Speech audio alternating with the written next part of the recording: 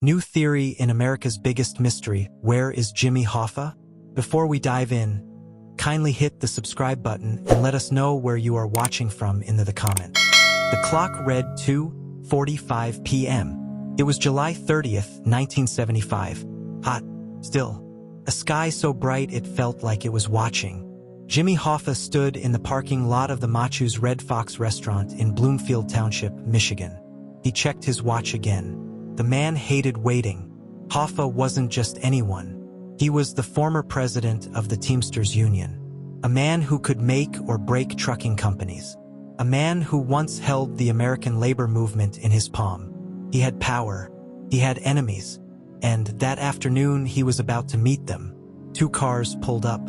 Witnesses later said they saw him standing near his maroon Pontiac Granville. One man got out, then another. Voices carried. A handshake, tight smiles. Jimmy got in. The door shut. The cars rolled away. No one ever saw him alive again. The news didn't break immediately. In 1975, people still believed that men like Hoffa couldn't just vanish. He had too many friends, too much money, too much pull. But Hoffa had been walking on a knife's edge. Years in prison for jury tampering, fraud, and bribery had stripped him of his power. When he got out, he wanted it back. Problem was, the people who replaced him weren't about to step aside. Those people? The mob. And the mob doesn't negotiate twice. The call came to the Hoffa home. Jimmy didn't make it home, a voice said. It was 7 p.m. His wife, Josephine, tried not to panic. She called friends, union contacts. No one had seen him. By midnight, the police were involved. They found his car in the restaurant parking lot. Unlocked. No keys. No Hoffa. There was no blood. No signs of a struggle. Just absence. The FBI swarmed the scene. They knew Hoffa's history with organized crime. They knew about the meetings he'd been trying to set up. One with Anthony Tony Pro Provenzano, a New Jersey mob boss with a violent streak. Another with Anthony Tony Jack Giacalone, a Detroit mob figure. Hoffa had told friends he was meeting both men that day to settle things. But here's the twist.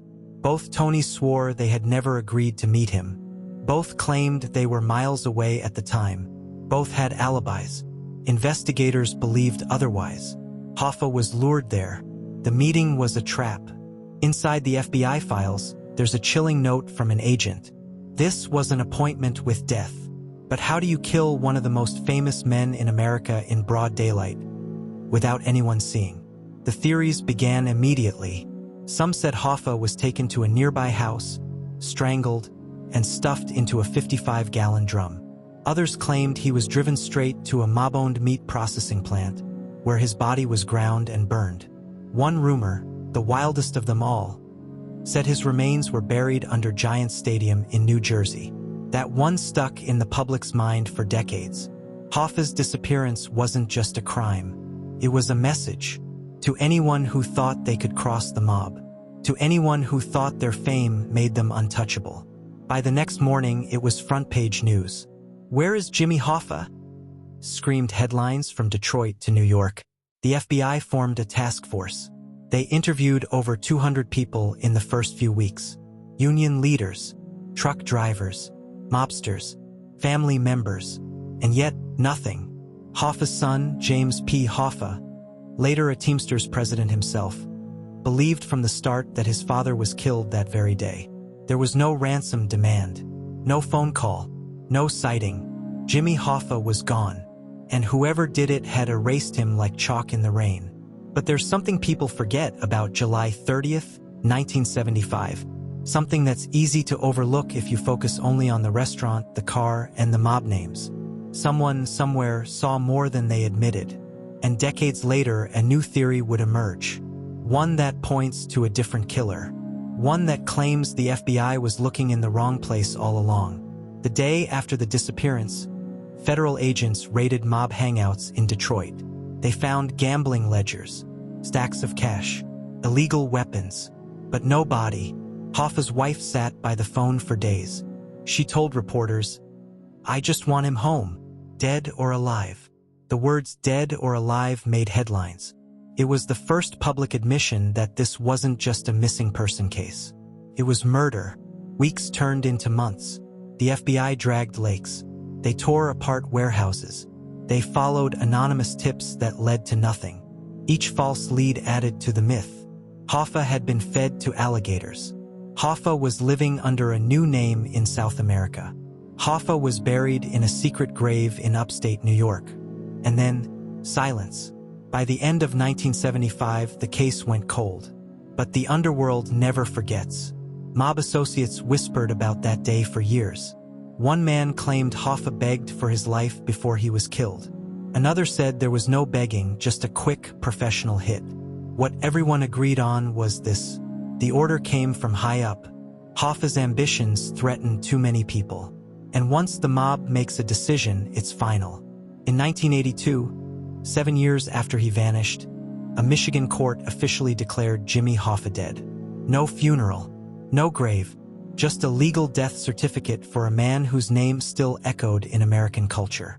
But here's the thing, declaring someone dead doesn't close the story. It just freezes it. For nearly 50 years, the question has remained, where is Jimmy Hoffa? That's where our story takes a sharp turn. Because in recent years, an insider has come forward with a claim that changes everything. This source says Hoffa's killers weren't the men we've been told about. This source says the body was never in Detroit. This source says the burial site is somewhere no one has ever searched. And if they're right, the mystery we thought we knew is just a shadow of the real truth. July 30th, 1975. Detroit, Michigan. The sun rose hot and heavy over the Motor City. By mid-morning, Jimmy Hoffa was pacing in his home. He wasn't a man who liked to wait. And today he had a meeting. An important meeting. One that could change everything. Hoffa told his wife, Josephine, he was heading to the Machu's Red Fox restaurant in Bloomfield Township. He was meeting two men he knew well, or at least thought he knew. Anthony Tony Jack Giacalone, Anthony Tony Pro Provenzano. Both were powerful figures in the mob world. Both had history with Hoffa. Bad history. Tony Pro had once threatened Hoffa's life. The two men had fought, screamed, and sworn at each other in public. But now, Hoffa thought maybe it was time to make peace. Or maybe he thought this was his chance to take back control of the Teamsters Union. He dressed in a white shirt, navy pants, and a sports jacket. He wore his watch. He carried a small envelope. Inside, a piece of paper with notes. Maybe about the meeting. Maybe about something else. He left home around 1 p.m. The Machu's Red Fox wasn't a flashy place. It was upscale, yes, but quiet. The kind of place where mobsters could meet without attracting too much attention.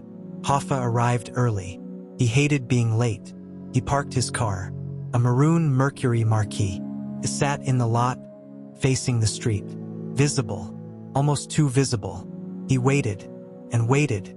He called his wife from a payphone. "They're late," he told her. "They're always late," she replied. But Hoffa sounded impatient, frustrated. People noticed him. A truck driver, a salesman, even a friend of Hoffa's who happened to pass by. They saw him pacing outside the restaurant, checking his watch, looking around. At one point, a car pulled up, a dark-colored Mercury, 2 or 3 men inside. Hoffa walked toward it. He leaned down, talked to someone inside. Then he got in, and the car drove away. That was the last confirmed sighting of Jimmy Hoffa. Later, both Tony Jack and Tony Pro would deny they had ever planned to meet Hoffa that day. They claimed they weren't even in Bloomfield Township. The FBI didn't buy it. They believed Hoffa had been lured there under false pretenses. That the meeting was a setup. That someone wanted Hoffa gone. Permanently. But the question was, who gave the order? And why on that day? When Hoffa didn't come home that night, Josephine panicked. This wasn't like him. He always called, always checked in. By the next morning, the FBI was already looking for him. They searched his car in the Red Fox parking lot. Inside, they found a few things. A bag of groceries, his union pin. Nothing unusual. No signs of a struggle. But the car wasn't the real clue. The people around him were. The FBI started questioning everyone. union officials, mob associates, family members, Tony Jack, Tony Pro, Salvatore Bergoglio, a hitman with a reputation for making people disappear, Charles Chucky O'Brien, a man Hoffa had treated like a son. O'Brien was especially interesting. On the day Hoffa vanished, he was driving a borrowed car, a 1975 Mercury Marquis Brougham. The same model witnesses had seen pick Hoffa up. That car belonged to Tony Giacaloni's son. When the FBI tested it, they found hair in the trunk. It looked like Hoffa's, but in 1975, forensic science wasn't advanced enough to confirm it. Investigators believed Hoffa was driven from the Red Fox to another location. Maybe a house, maybe a garage. There he was killed, quickly, efficiently. His body, they believed, was then destroyed. Some said he was buried under concrete. Others said he was incinerated. Some even claimed his remains were shipped to another state. The mob was known for one thing above all, making sure bodies were never found. Hoffa's children were stunned. His daughter, Barbara, said she knew right away he was gone. Not missing, not hiding, gone. His son, James P. Hoffa, would eventually take over the Teamsters Union. But at the time, he was just another family member demanding answers. The public was fascinated. This was more than a missing person case. This was the disappearance of one of the most powerful men in America. And it had happened in broad daylight. The FBI knew Hoffa's disappearance was tied to organized crime. But the mob had a code. No one talked, ever. If you broke the code, you didn't live long enough to regret it. Even those who might have known the truth stayed silent. Some disappeared themselves. Others died in mysterious ways. One by one, the people who could have told the real story were silenced. As days turned into weeks and weeks into months, Hoffa's case became a national obsession. Theories spread like wildfire. Some were believable. Some were outrageous. Was Hoffa buried under Giant Stadium in New Jersey? Was he dumped in a steel drum and sunk in the ocean? Was he buried in the foundation of a Detroit skyscraper? Everyone had a theory. No one had proof. In 1982, after 7 years with no sign of Hoffa, he was declared legally dead. No body, no crime scene, no justice, but the mystery only grew. Every few years, the FBI would get a new tip, a new lead, a new deathbed confession. Each time they would dig, search fields, tear up floors, even dig under swimming pools. Nothing. It was as if Jimmy Hoffa had simply vanished from the face of the earth. But now, decades later, a new theory has surfaced. One that could finally explain what happened that day. It comes from former mob associates, FBI files, and forensic clues that didn't exist in 1975. It suggests that Hoffa's disappearance was part of a much bigger operation. One involving powerful union leaders, mob bosses, and maybe even government insiders. If this theory is true, it means Hoffa's fate was sealed long before he ever stepped foot in the Machu's Red Fox parking lot. And it means someone out there still knows where he is. For more chilling true crime stories, don't forget to like, comment, and subscribe to the channel. Jimmy Hoffa's disappearance wasn't just a story of one man vanishing. It was a story of who else might have been in the shadows that day. Men whose names could never be written without danger. Men who carried themselves like ghosts. Men who might have known everything. The FBI had their list. Not public at first, but whispered inside the bureau. 3 names stood out. First, Anthony Tony Pro Provenzano. Powerful Teamster leader. Charming when he wanted to be. Lethal when he didn't. Hoffa had history with him. Bitter history. The two had once been friends. But prison changed that. Inside, they became enemies. Shouting matches. Threats, even rumors of assault. Why would Hoffa agree to meet him? That was the question. Some believed Hoffa thought reconciliation was possible. Others thought he went there to prove he wasn't afraid. Second, Anthony Giacaloni, known as Tony Jack, Detroit mobster, always in expensive suits, always in control. If you saw him smile, it meant nothing good. Hoffa knew him too. The meeting at the Red Fox restaurant? It was Tony Jack who supposedly arranged it. Third, Salvatore Bergoglio, the quiet one. But quiet didn't mean safe. He was rumored to be a hitman. A man who could be in your kitchen 1 second and gone the next. No fingerprints. No trail. The official story said Hoffa was meeting Tony Pro and Tony Jack to settle disputes. But what if the meeting was never meant to happen at all? What if the invitation was bait? Bait for a trap. Hoffa arrived at the Red Fox on time. 2:45 p.m. Punctual as always. He waited. No Tony Pro. No Tony Jack. A witness saw Hoffa pacing, checking his watch, glancing toward the parking lot. He made phone calls from the payphone. Short calls. Frustrated calls. By 3:30 p.m. he was still waiting. And then, according to some accounts, a car pulled up. A maroon 1975 Mercury Marquis. Inside, familiar faces. Not strangers. Friends, or so he thought. The man in the driver's seat? Chucky O'Brien. A man Hoffa had treated like family. A man Hoffa had mentored for years. But in the mob, loyalty wasn't permanent. It was currency, and currency could be spent. Witnesses say Hoffa got in the car without hesitation. Why wouldn't he? It was Chucky. It was safe. Or so it seemed. The car drove away from the Red Fox. No one saw Hoffa alive again. The FBI pieced together what might have happened next. One theory said Hoffa was taken to a nearby house. Strangled. Quick. Silent.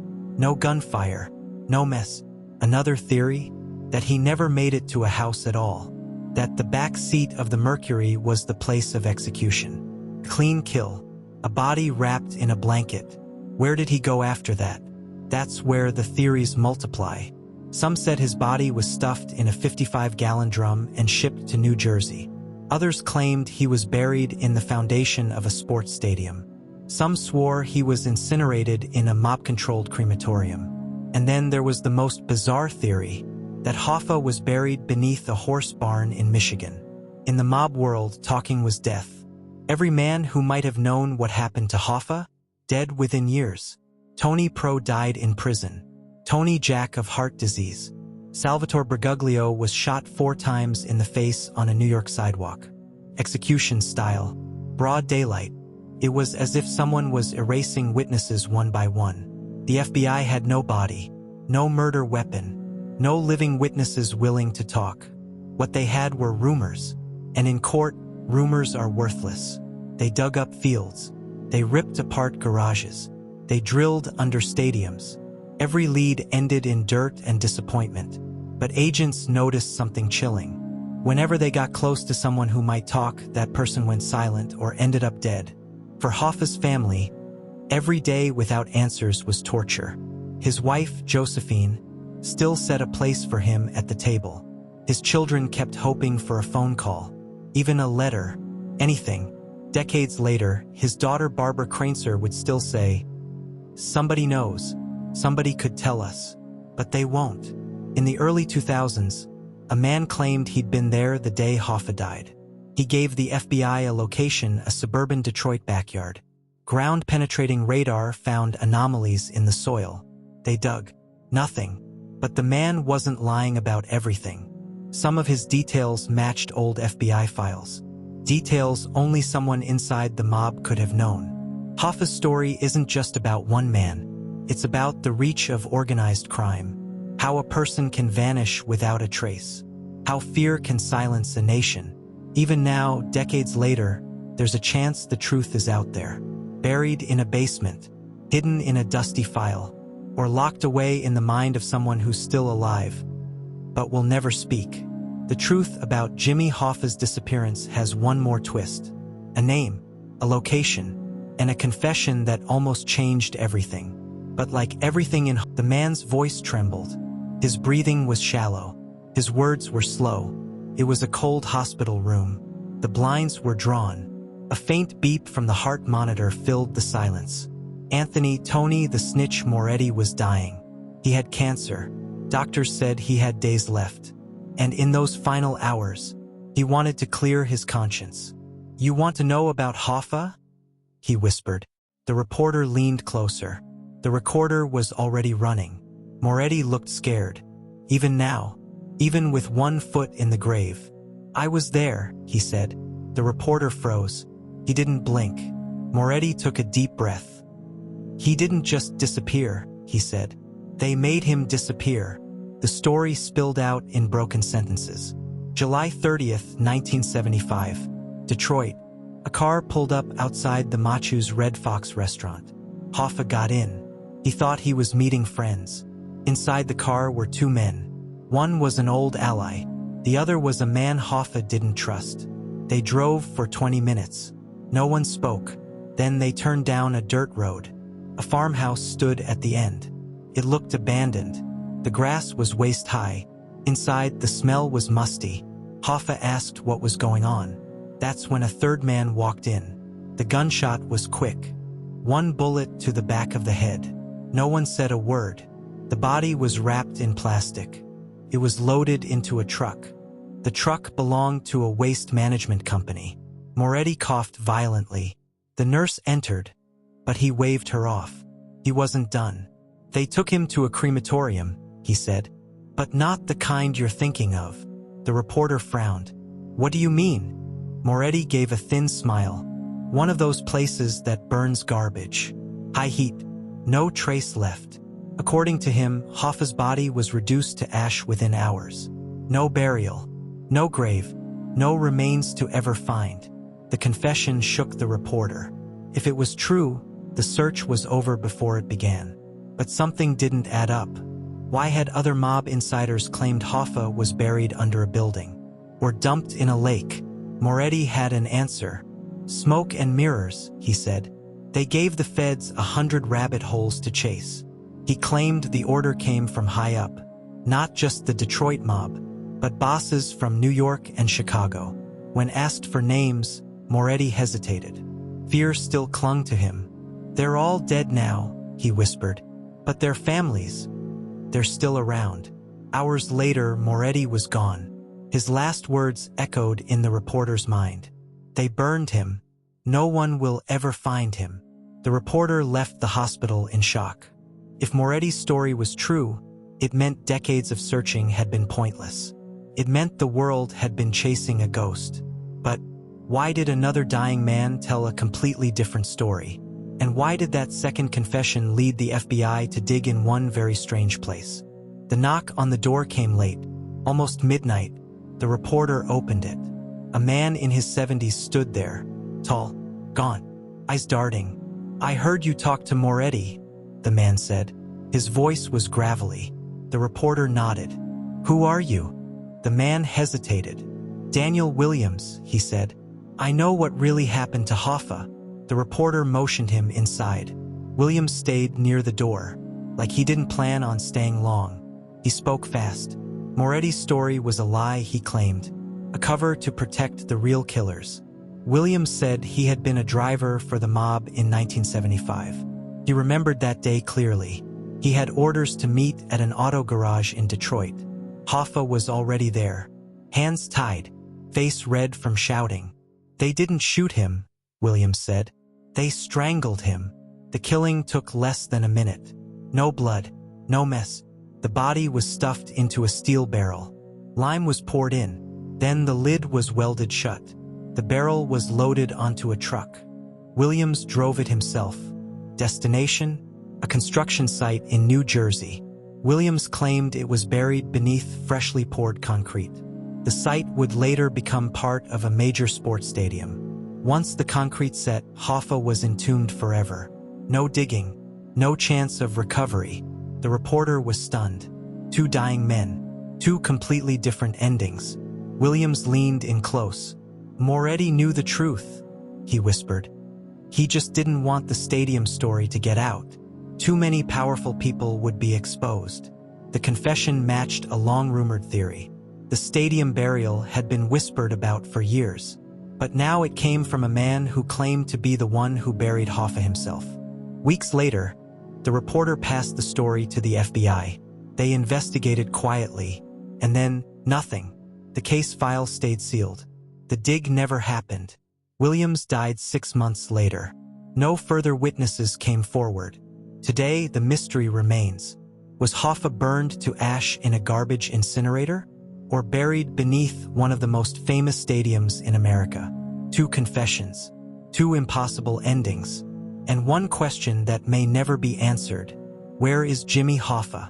For more chilling true crime stories, don't forget to like, comment, and subscribe to the channel.